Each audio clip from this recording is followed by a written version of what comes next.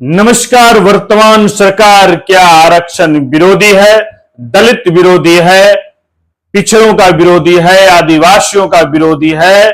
यह RSS minded चलने वाली सरकार है, आरएसएस के गाइडलाइन पे चलने वाली सरकार है। ये मैं नहीं, बिहार के विपक्ष नेता श्री तेजस्वी यादव का आरोप है। नमस्कार, मैं इंजीनियर दीपक कुमार, आप देख रहे हैं पीएनपी न्यूज। दोस्तों, हमारे YouTube चैनल पे आप लोग का स्वागत है। दोस्तों, अगर आप मेरे चैनल पे नए हैं तो सब्सक्राइब कर लीजिएगा, लेकिन इस वीडियो को अंत तक समझिए, देखिएगा, तभी समझ में आएगा कि विपक्ष नेता केंद्र सरकार, मोदी सरकार पे, एनडीए सरकार पे आरोप लगा रहा है कि आरक्षण विरोधी है, दलित विरोधी है। तेजस्वी यादव जी का कहना है, सीधा प्रहार है कि ये लोग दलित, पिछड़े और आदिवासी को नहीं चाहता कि ये सचिवालय में बैठे, बल्कि ये शौचालय में बैठे। यह मोदी सरकार का नीति है। ये तेजस्वी यादव का सीधा प्रहार है केंद्र सरकार पे। कहना है कि प्रधानमंत्री संविधान और आरक्षण को खत्म कर असंवैधानिक तरीके से लेटरल एंट्री के जरिए उच्च सेवाओं में आईएएस आईपीएस की जगह बिना परीक्षा दिए आरएसएस के लोगों को भर रहे हैं। ये जो है तेजस्वी यादव का सीधा गंभीर आरोप है कि लिटरल के बहाने जो है बड़े पद, जो मुख्य पद है, जहां से किसान का, गरीबों का जो है योजना बनता है उसके मदद के लिए, उस जगह जो है अति पिछड़ा दलित के लोग नहीं, जो है आरएसएस माइंड के लोग वहां बैठेंगे। आरक्षण खत्म किया जा रहा है, ये तेजस्वी यादव का कहना है। और उनका कहना है कि एक ज्वाइंट सेक्रेटरी बनने के लिए एक आईएएस को जो है 16 साल लगता है, लेकिन मोदी जी का नीति जिस तरह से उन्होंने लागू किया है कि आईआईटी, आईआईएम, आईआईएमएस, जेएनयू, आईआईएसयू के छात्र जो कहीं बड़े 15 साल की कंपनी में काम कर रहा होगा, बड़े अफसर पद पे रह रहे होंगे, तो वह जो है डायरेक्ट ज्वाइंट सेक्रेटरी बन सकते हैं। तो आप सोच सकते हैं, जो बड़े कंपनी, सोच लीजिए कोई आईआईटी कंपनी में है, वो बड़े अफसर पद पे है, अगर वह किसी विभाग का ज्वाइंट सेक्रेटरी बनता है सचिवालय में, तो क्या वह गरीब के हिसाब से प्लान बनाएगा, योजना, या अपने कंपनी के तहत? तो क्या लगता है ये सरकार उन कंपनियों के हाथे बेचने के लिए तैयार है? क्योंकि लेटरल एंट्री के बहाने बड़े बड़े कंपनी के बड़े बड़े जो ऑफिसर हैं उसे डायरेक्ट ज्वाइंट सेक्रेटरी बनाया जा रहा है। यह विपक्ष नेता तेजस्वी यादव जी का कहना है, और तेजस्वी यादव जी का बयान एएनआई न्यूज पे डायरेक्ट सुन सकते हैं। सुनिए। दिया ये लेटरल एंट्री के बहाने ये लोग आरक्षण को समाप्त करना चाहते हैं और संविधान के खिलाफ ये लोग काम कर रहे हैं। हम लोग शुरू दिन से ही बोलते रहे हैं कि भाई ये लोग आरक्षण विरोधी हैं, एससी एसटी विरोधी लोग हैं, और ये लोग किसी भी कीमत पे नहीं चाहते हैं कि एससी एसटी समाज जो है सचिवालय में बैठे। ये लोग चाहते हैं कि शौचालय में बैठे भाजपा के लोग, नरेंद्र मोदी जी, इनकी सरकार, नीतीश कुमार जी हो, चिराग पासवान हो, जीतन राम मांझी हो, ये लोग सब लोग जो है टुकुर टुकुर देख रहे हैं। इनकी सरकार जो है इस तरह का काम किया जा रहा है। आपका सिविल सर्विसेज है, आयोग बना हुआ है, उसके जरिए यूपीएससी है, सब चीज़ है, आईएएस आईपीएस की बहाली का प्रक्रिया है, उसके थ्रू होता है, परीक्षा होती है, उसमें आरक्षण के प्रावधान दिए गए हैं, और ये लोग लेटरल के बहाने जो है आरक्षण को ही खत्म कर देना चाहते हैं। बताइए, बिना किसी परीक्षा के, बिना किसी आरक्षण के आईएएस और आईपीएस भर्ती हो जाएंगे? यानी ये पूरा जो है संघ के लोगों को जो है भरने का प्रयास किया जा रहा है। इसका हम लोग पूरा कड़ा विरोध करते हैं। और दुख की बात है कि ये देखिए, एक बार ही नहीं, सिर्फ लेटरल एंट्री की बात ही नहीं, सिर्फ आईएएस आईपीएस की नहीं, ये एग्रीकल्चर, कृषि विभाग ने जो है ये चिट्ठी निकाली है, और इस चिट्ठी में साफ तौर पे देखिए वैकेंसी नोटिफिकेशन, यानी एकल पत्र के बहाने जो है इन लोगों ने जो है आरक्षण खत्म करने का प्रयास किया। इस पर साफ तौर पे लिखा है all the vacancies are unreserved, reservation orders are not applicable. ये तो हर जगह, ये हर डिपार्टमेंट में हो रहा है। और हमको तो बड़ा दिक्कत हो रहा है, ओबीसी शिवराज चौहान जो है ओबीसी कैटेगरी से आते हैं, वो खत्म कर रहे हैं। नरेंद्र मोदी जी अपने आप को पिछड़ा का बेटा बोलते हैं, शिवराज चौहान पिछड़ा का बेटा बोलते हैं, और ये हर जगह आरक्षण खत्म किया जा रहा है। ये लोग संघ के इशारे पे काम कर रहे हैं और संघ के लोगों को भरना चाहते हैं इन सब जगहों पर। जितना भी महत्वपूर्ण पद है जहां डिसीजन मेकिंग, पॉलिसी मेकिंग होता है, वहां ये लोग नहीं चाहते हैं कि कमजोर तबका जो है, जो रिजर्व कैटेगरी में जो लोग आते हैं, पिछड़े हों, अति पिछड़े हों, दलित हो, आदिवासी हो, ये लोग जो है अहम पद पर ये लोग बैठे, ये खत्म करने की साजिश है। और चिराग पासवान क्या कर रहे हैं, जीतन राम मांझी क्या कर रहे हैं? इनके बदौलत सरकार है, टुकुर टुकुर देख रहे हैं लोग। इन लोगों को तो त्याग दे देना चाहिए, इस्तीफा दे देना चाहिए। और मांझी जी क्रीमी लेयर के सपोर्ट करते हैं, क्या बात है? तो आप अपने बेटे को अपने क्यों बैठे? अब बाई इलेक्शन होगा तो फिर उनका परिवार का लोग को लड़ाएंगे चुनाव, आप क्यों नहीं त्याग कर रहे हैं? ये दोहरी नीति नहीं चलने वाली है।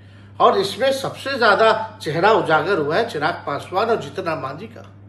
चिराग पासवान जी क्या कर रहे हैं? हाँ में हाँ मिला रहे। आज उनके पिताजी होते तो ये ऐसा होने देते, इसका कड़ा विरोध करते। रामविलास पासवान जी ने माइनॉरिटी के सवाल पर इस्तीफा देने का काम किया था। चिराग पासवान क्या कर रहे हैं? खाली मलाई खा रहे हैं सरकार में बैठ करके। बंगला दे देगा, सिक्योरिटी दे देगा, उसी में ये लोग खुश हैं। घर बर्बाद कर दिया, अब ये लोग संविधान को खत्म कर रहे हैं, ये लोग टुकुर टुकुर देख रहे हैं। तो देश की जनता देख रही है, दलित समाज, आदिवासी समाज देख रहे हैं इन नेताओं को, और समय पर इन लोगों को सबक सिखाने का काम करेगा। बात अगर की जाए तो से सरकार चल रही है, वही सवाल खड़ा होता है ना, चाहे वक्फ बोर्ड का नीति आया, चाहे SC ST का क्रीमी लेयर की बात आई, चाहे ये एकल वाला आया है, और अभी IAS IPS की जो बहाली की जा रही है लेटरल के जरिए, तो ये लोग मुख्यमंत्री नीतीश कुमार जी, चिराग पासवान, जीतन राम मांझी, ये सब चुप्पी साधे में है। और इन लोगों ने बिल का समर्थन किया था वक्फ बोर्ड का। तो ये लोगों का असली चेहरा जो है उजागर हो गया है। ये लोग केवल चाहते हैं कि इनका मलाई सरकार में बैठ के खाते रहो, चाहे हमारा लोकतंत्र खत्म हो जाए, आरक्षण खत्म हो जाए, संविधान खत्म हो जाए। एक समय था जब नीतीश जी कहते थे कि सबसे बड़े हिमायती वही हैं, EBC हो, SC ST हो, अति पिछड़ा हो, OBC हो। आज जो भी कुछ हो रहा है तो फिर नीतीश जी क्यों नहीं बोल रहे हैं? आपको क्या लगता है इसके पीछे क्या रीजन? नहीं, अब इसके पीछे तो अब क्या बताएं, उन लोगों को अपना बस मलाई खटना है सरकार में। और नीतीश कुमार जी तो थक चुके हैं, उनसे कुछ होने वाला नहीं है, संभल नहीं रहा बिहार। आज ऐसे जगह पे बैठे हैं, जो फैसला हम लोगों ने महागठबंधन ने लिया था 75% आरक्षण बढ़ाने का, उसको शेड्यूल लाइन में डालने का, उस पर आज तक चुप है, मुंह में दही जमा के बैठे हुए। तो देश की जनता जो है, बिहार की जनता इन लोगों को माफ नहीं करेगी। आपने सुना, तेजस्वी यादव जी ने सीधे गंभीर आरोप लगाने का काम किया, जो हमने बताया आपको। और उन्होंने कृषि वैज्ञानिक चयन प्रमंडल विभाग से करीब 360 प्लस सीट का जो है साइंटिस्ट का निकला है वैकेंसी, और उसमें सीधा रिजर्वेशन को खत्म कर दिया गया। वहां सीधा लिखा हुआ all the vacancy are unreserve, the reservation are not applicable. तो दोस्तों क्या लगता है, सीनियर साइंटिस्ट और प्रिंसिपल साइंटिस्ट का जो है टोटल ये वैकेंसी है कृषि विभाग में, और ओबीसी ही जो है शिवराज चौहान जी जो है कृषि विभाग के मंत्री है केंद्र में, और केंद्र में वर्तमान प्रधानमंत्री भी नरेंद्र मोदी है। लेकिन जिस तरह से हालात देखने को मिल रहा है कि धीरे धीरे करके देश का आरक्षण और रिजर्वेशन को खत्म किया जा रहा है, जिस तरह से अति पिछड़ा आदिवासी का जो हक को मारा जा रहा है, क्या लगता है इनका सोची विचार है? जिस तरह से तेजस्वी यादव ने सीधा कहा कि चिराग पासवान, जीतन राम मांझी, नीतीश कुमार, यह लोग जवाब दे देश के जनता को कि यह किसके साथ है। या आरक्षण विरोधी के साथ है या जो आरक्षण के लड़ रहा है, या संविधान जो हटाने का बात कर रहा है उसके साथ है या संविधान जो बचाने का बात कर रहा है। सीधा तेजस्वी यादव ने गंभीर आरोप लगाया, एनडीए के तमाम घटक दल पे उन्होंने गंभीर आरोप लगाने का काम किया कि यह लोग जो है सिर्फ मलाई खाने का काम करते हैं, इन्हें घर चाहिए, सिक्योरिटी चाहिए, लेकिन गरीब और अति पिछड़े के नाम पे यह एक भी जवाब नहीं देंगे। जिस तरह से केंद्र का नीति, एनडीए का नीति जिस तरह से दिख रहा है, यह सीधा खुलासा है कि यह बड़े पद के लिए अति पिछड़ा, आदिवासी, दलित के लिए यह पद नहीं बना हुआ है। सीधा तेजस्वी यादव ने कहा सीधे शौचालय में बैठाना चाहता है सचिवालय की जगह। तो आप लोग क्या समझते हैं, क्या केंद्र का जो नीति है वर्तमान, यह क्या लगता है सही में ये लोग आरक्षण विरोधी है और संविधान विरोधी है? क्योंकि जिस तरह से कृषि विज्ञान चयन क्षेत्र में सीधा अनरिजर्वेशन कर दिया, रिजर्वेशन नॉट अलाउड अप्लीकेबल कर दिया है, और वर्तमान ओबीसी ही मंत्री है शिवराज चौहान जी, वो कहते हैं वो ओबीसी के चहेते हैं।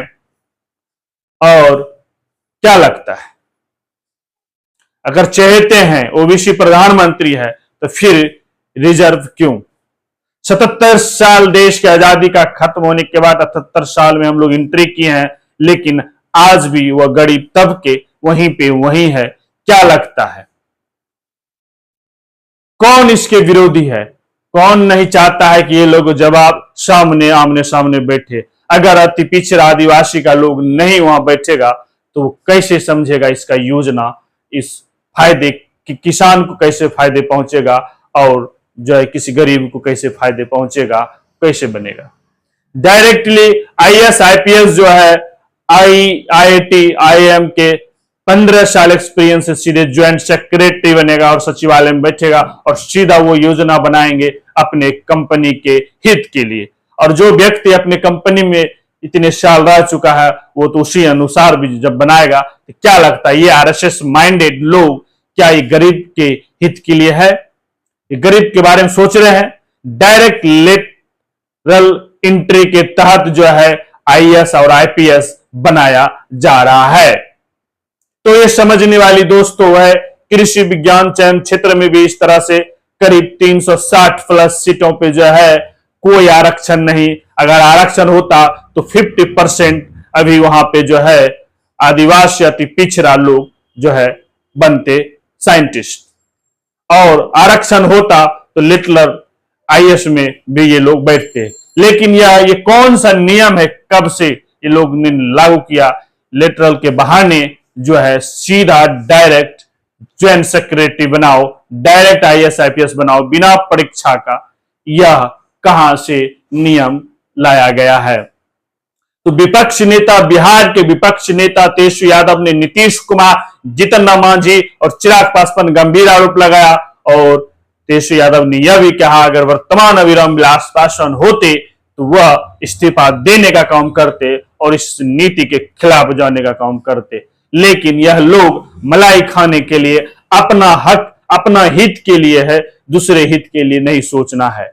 लेकिन देश की जनता देख रहा है कि कौन नेता किसके साथ है। तो ये तमाम बातें जो है तेजस्वी यादव ने एनडीए के घटक दल के तमाम साथी पे जो है गंभीर आरोप लगाने का काम किया।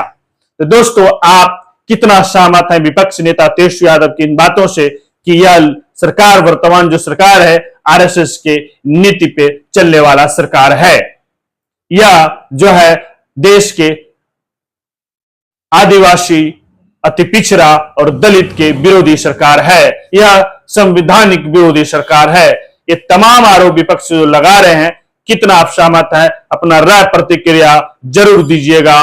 मैं आपकी आवाज को सड़क से सदन तक उठाने का काम करता हूं। नए जुड़े हैं तो सब्सक्राइब कर लीजिएगा, बेल आइकन को जरूर टच कर लीजिएगा।